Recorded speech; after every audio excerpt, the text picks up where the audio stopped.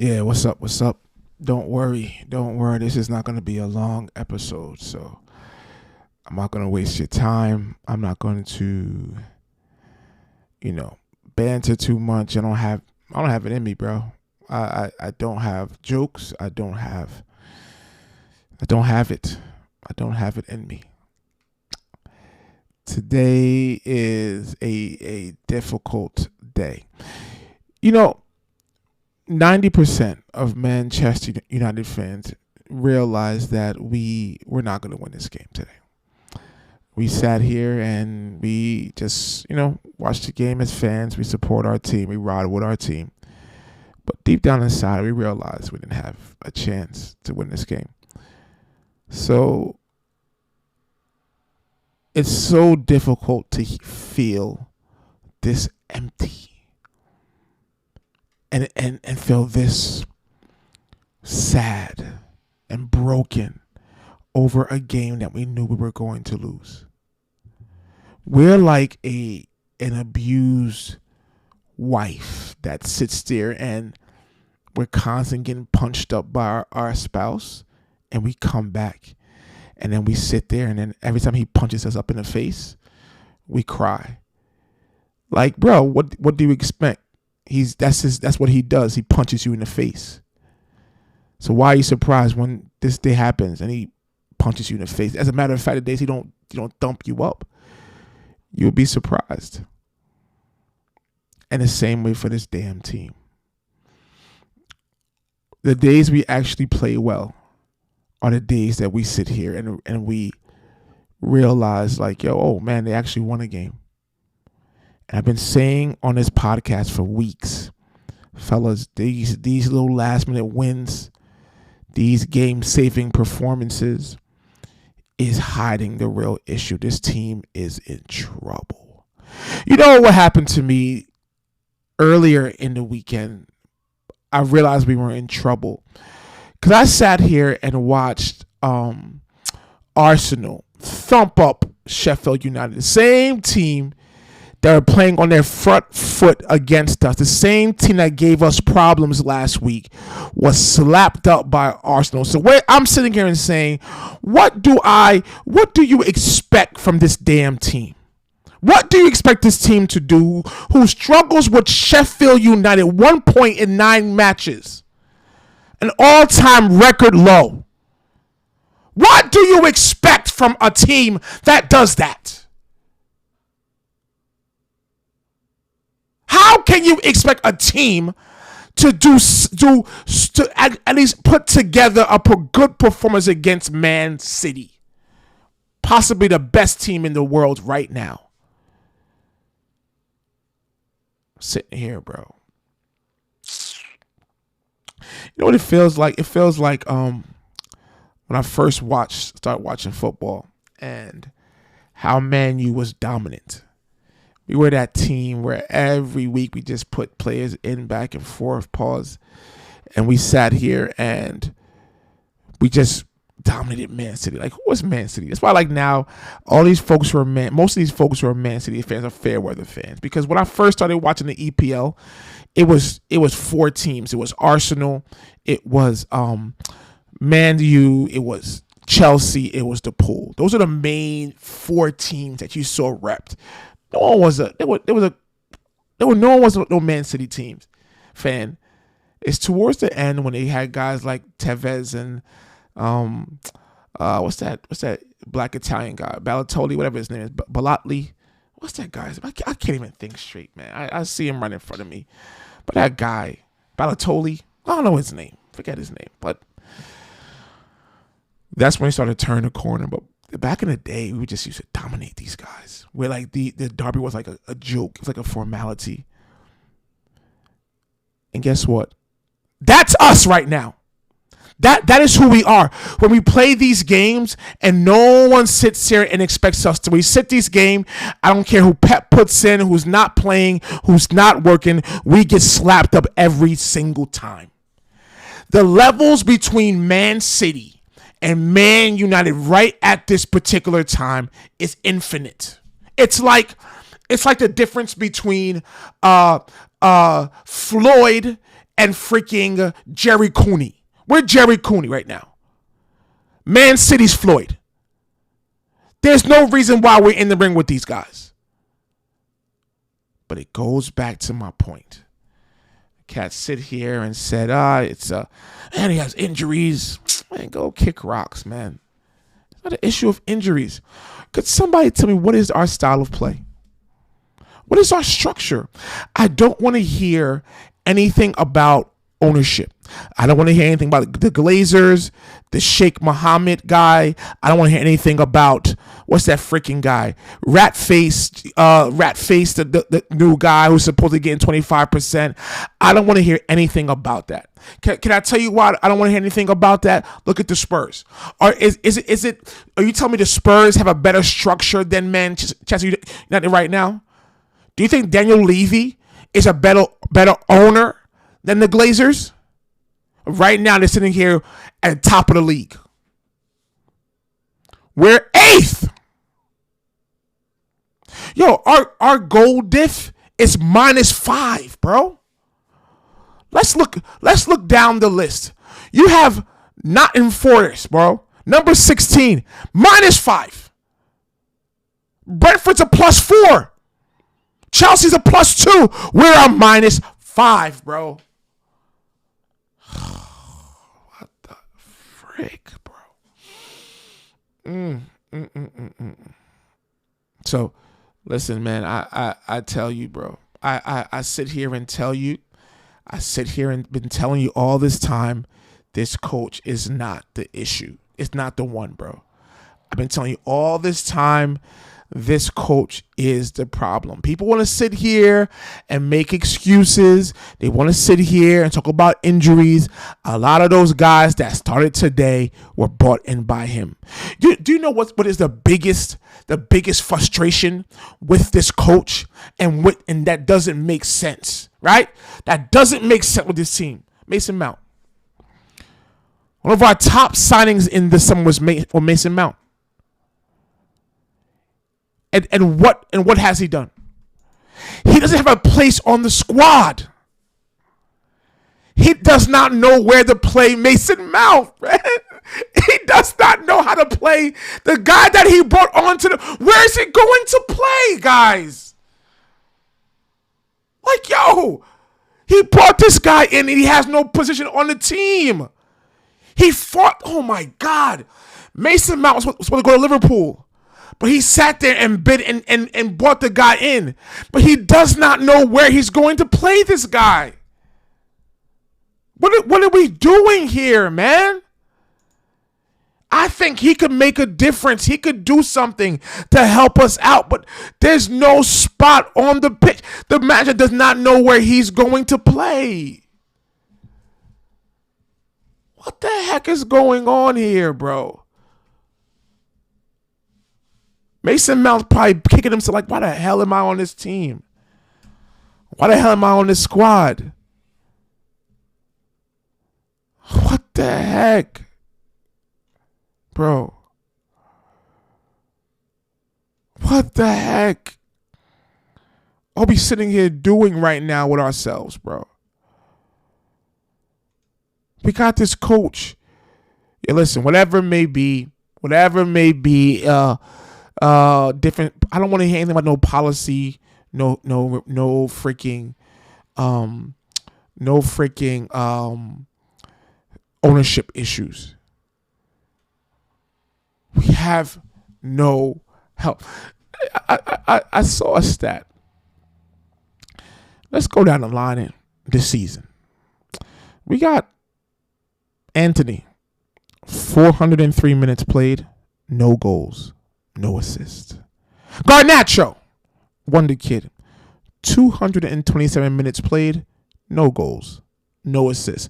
Let's go with our wonder kid, star signing Haaland, whatever the guy's name is, Rasmus. 420 minutes, no goals, no assists. You know why I can't pronounce his name? Because no announcer is pronouncing his name because he's doing nothing right now.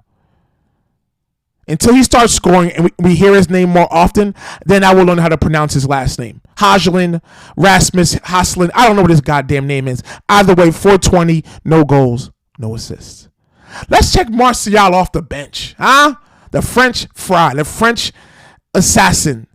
Thierry Henry Part 2. Part 2, excuse me. 217 minutes played. No goals. No assists. How about Marcus Rashford? How about Rash Bappe? How about Rashi? How about the guy who never gets dropped? The teacher's pet, the coach's favorite guy. 761 minutes played this year, 1 goal, 1 assist. Then Sancho, who only played 76 minutes, no goals, no assist. So between Anthony, Garnacho, Haaland, Martial, Rashi, Sancho, 1 goal, 1 assist. You kidding me, guys? Are you kidding me, guys? Where has anyone sat here and said, you know what?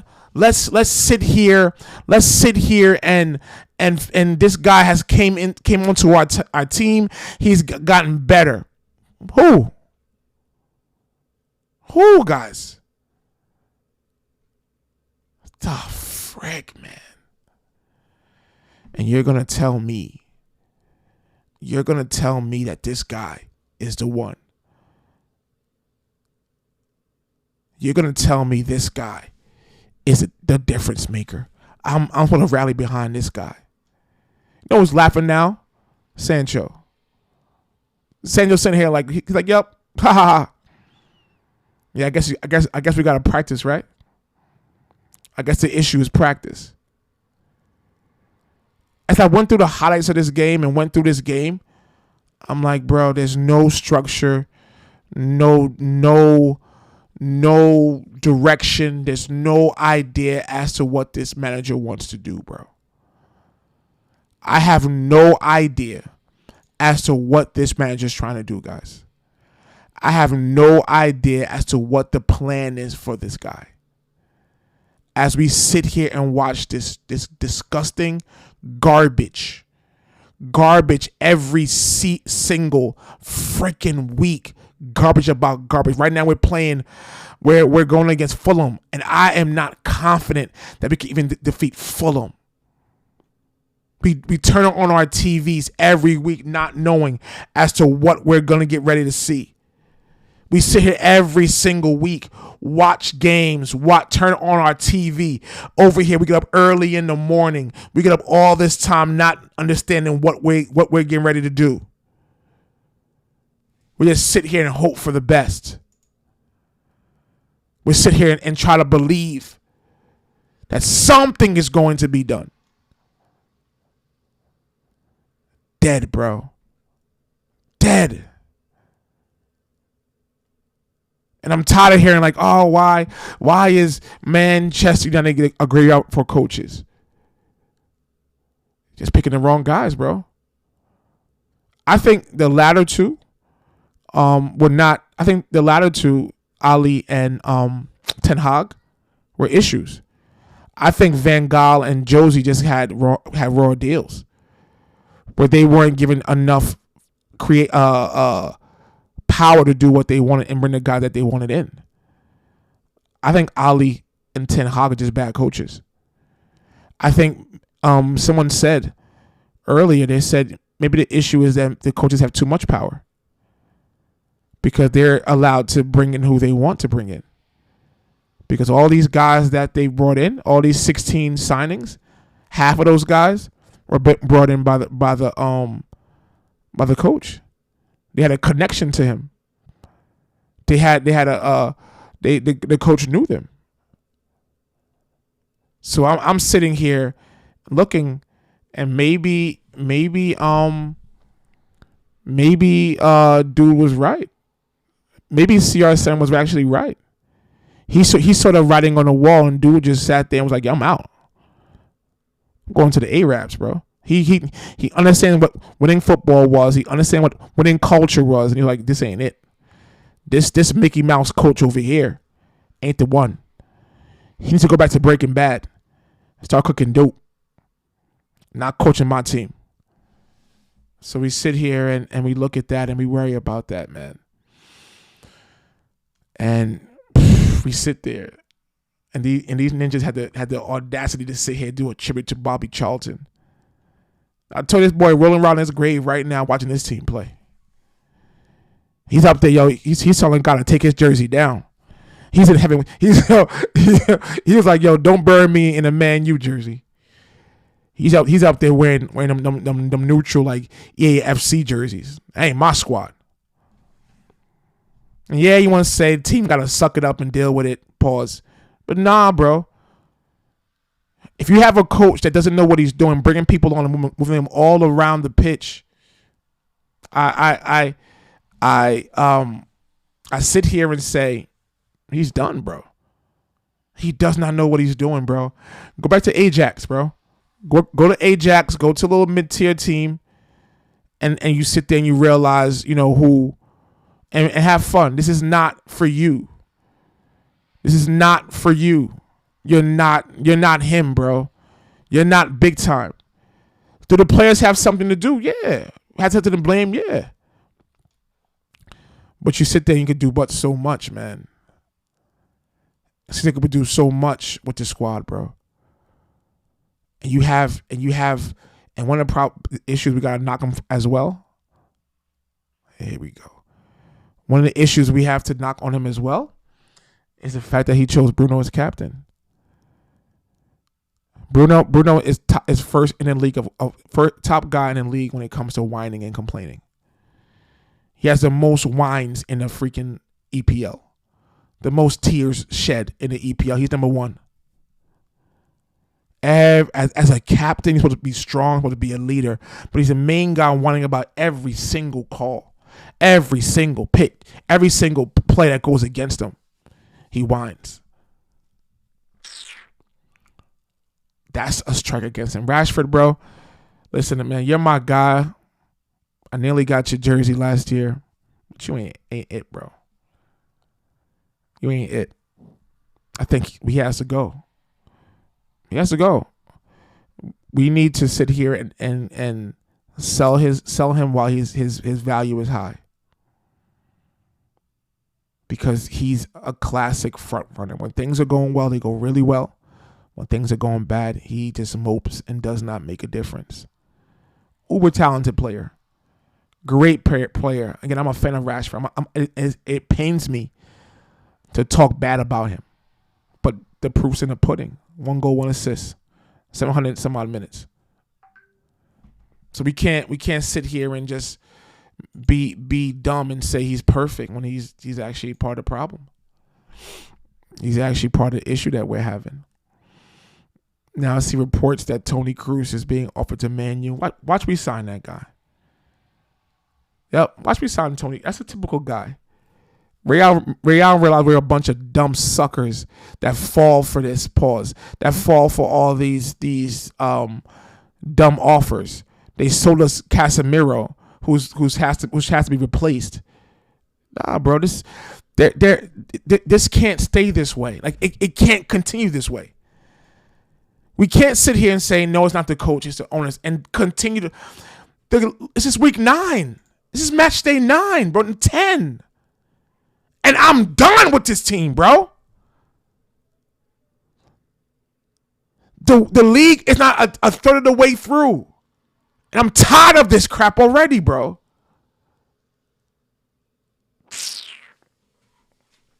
We know how this movie going to end, guys.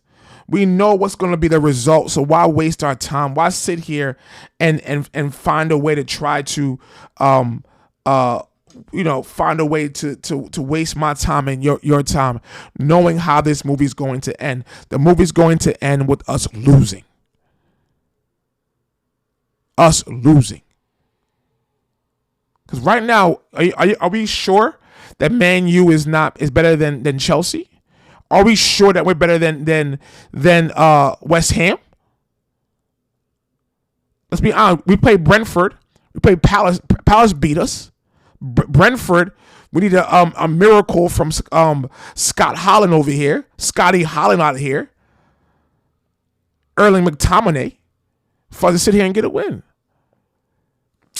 Man, I told myself that I was not going to let myself get this way. I got this way. Do you know how many goals we scored this year, guys? 11. 3 of those goals came from Scotty McTominay. 11 goals, guys.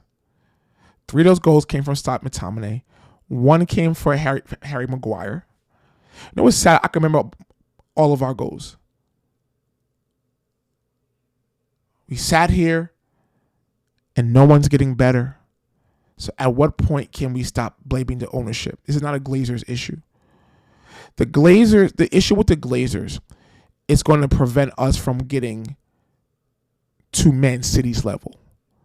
That spot from, because right now it's Liverpool, it's Man City, and it's everybody else, in my opinion. Arsenal is 1.5. They're not there yet. No one's worried about Arsenal. No one worried about the Spurs.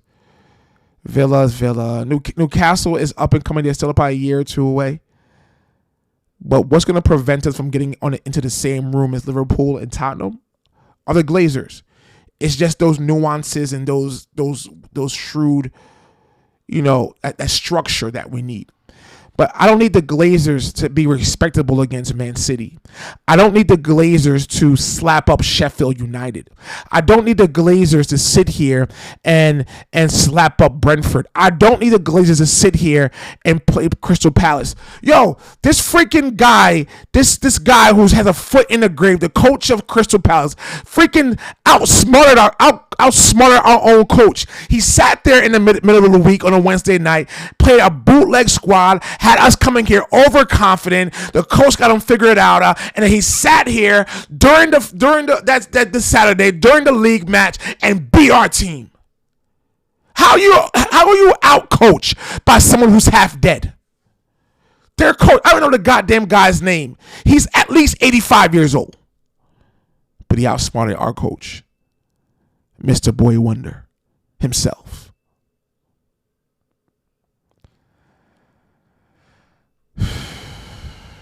Man, I don't know. This coach has to go. And the reason why the coach has to go is because we need a new culture. We need something. This is a loser's mentality, a loser's culture that we have. If we continue to stroll this garbage, this caca out every week in front of fans, then we're losers and we deserve what we get. So tell me what you think, man. I don't have anything else, guys. I don't have anything else left to share. Sorry for all the pauses. I'm just really, I'm rattled. Because I knew we were going to lose. But just to see this performance, come home from church, my son had a game today. They won 6-2. I had more fun watching my 10-year-old's game. They're watching this game today. Their coach, some dude that has no idea about soccer, because I'm actually coaching from the sideline, telling him what to do. But he still had more structure and more sense than Eric Ten Hag. Bro, I don't know what else to say, bro. I don't have any more energy. I don't have anything left. This is it's tough. It's tough, fam. But tell me what you think.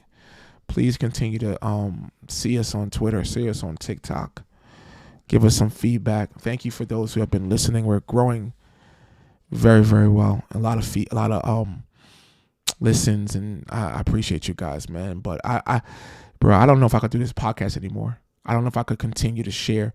And all of you guys who are just looking forward to hear me in pain, pause, go kick yourselves. Die slow. I hate you guys. But everyone else, thank you for listening, man. I'm at a loss for words. Like I wish I had more content, more to share, but I really am like, I'm punch drunk. I have PTSD. I'm bruised. I can't do this anymore, bro. It's tough, man. And if it's not the coach, if you guys think I'm unfairly blaming the coach, yes, the players have something to do with them, 100%. But they have no structure, no leadership, no direction. And they could do but so much. For a guy came and talk about it's the end of eras. It's time for his era to end very soon at Manchester United, bro. But either way, thank you for listening. Don't forget to share this with a friend. Post this on your social media page. Follow us on TikTok, Game Day Gospel. Follow us on Twitter, Game Day Gospel, and continue to get this word out. Thanks again for all the love and the support. I appreciate you guys. God bless you guys. Peace.